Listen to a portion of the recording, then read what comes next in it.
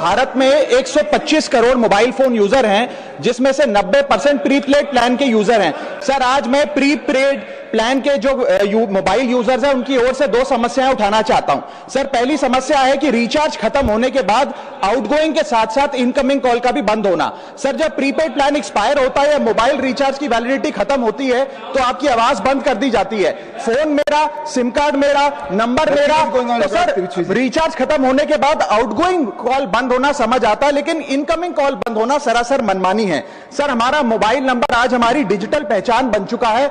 Essential communication जैसे कि UPI payment, banking, OTP, train ticket OTP, PAN Aadhaar authentication, interview का call, hospital का call, मां बाप का गांव से कॉल, तमाम चीजें इनकमिंग कॉल और इनकमिंग एसएमएस से आती है और वो इसलिए बंद कर दिया जाता है कि इंसान एक रिचार्ज कराना भूल गया।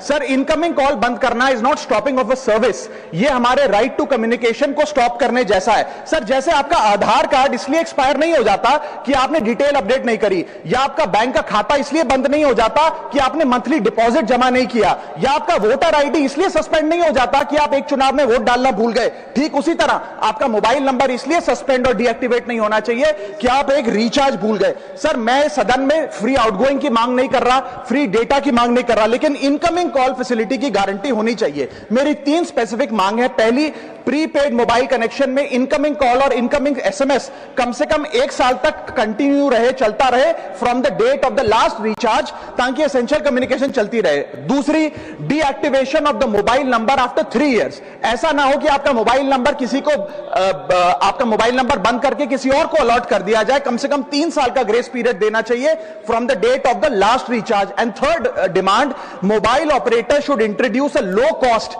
Incoming only plan. वो लोग जो सिर्फ इनकमिंग के लिए फोन रखते हैं उनके लिए, जैसे कि 10 रुपए में 180 दिन की इनकमिंग कॉल की फैसिलिटी, इस प्रकार की स्कीम्स मोबाइल ऑपरेटर को लानी चाहिए। दूसरी समस्या जो प्रीपेड कस्टमर्स फेस करते हैं वो है टेलीकॉम ऑपरेटर का 28 दिन का मंथली रिचार्ज। साल में सर महीने 12 होते हैं, लेकिन 28 दिन की रिचार्ज के माध्यम से 13 टाइम्स रिचार्ज कराना पड़ता है। कैसे सर? 28 दिन into 13 times is equal to 364 days. ये एक बड़ी क्लेवर स्ट्रैटेजी है, जिसके चलते आपको फीलिंग 30 दिन की देते हैं, लेकिन आपसे डीलिंग 28 दिन की करते हैं। सर, दुनिया में हर जगह बिलिंग साइकिल कैलेंडर मंथ के हिसाब से होती है, 30 या 31 दिन। आपको मंथली सैलरी, लैंडलॉर्ड का रेंट, बैंक की ईएमआई, बिजली पानी गैस का बिल, तमाम चीजें 30 या 31 दिन के महीने के हिसाब से होती हैं। लेकिन ये मोबाइल ऑपरेटर, टेलीकॉम ऑपरेटर 28 दिन के महीने के हिसाब से आपको रिचार्ज प्लान बेचते हैं, ताकि साल में एक अतिरिक्त